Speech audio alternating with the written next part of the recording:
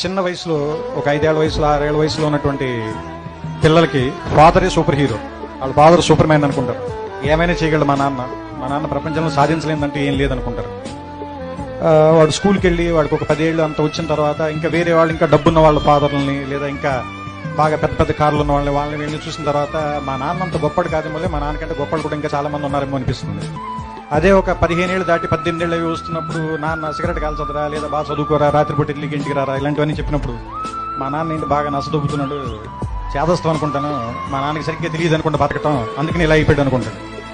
వీడికి ఒక 20 ఏళ్ళు 25 ఏళ్ళు వచ్చి ఒక అమ్మాయిని పెళ్లి చేసుకున్న తర్వాత ఒక ఫ్లాట్ రెంట్కి తీసుకోవటం, ఉద్యోగం చేయటం, నెలాఖరికి వచ్చేసరికి అప్పులు చేయాల్సి రావటం, బిల్స్ కట్టాల్సి రావటం, ఇలాంటప్పుడు నాన్న మనం మరీ అనుకున్నంత వేస్తే ఏం కాదనుకుంటే బాగానే మేనేజ్ చేసినట్టున్నాడు 4 పిల్లలు, కానీ మనకి దీనమ్మ ఇంకా ఒక్కడిని కూడా కనకుండానే ఇంత కష్టంగా ఉంది మనకి అనిపిస్తుంది.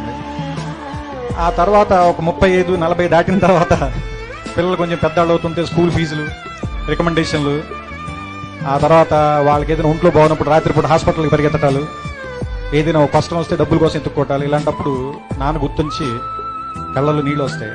ఈ బాబు ఇన్ని కష్టాలు పడి మన అందరినీ పిలిచి ఇక్కడ దా తీసుకొచ్చాడని.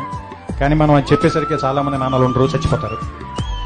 అందుకని నా ఉద్దేశం ఏంటంటే నాన్న బతికుండగానే మనం అందరం థ్యాంక్స్ చెప్తాం. Download ShareChat.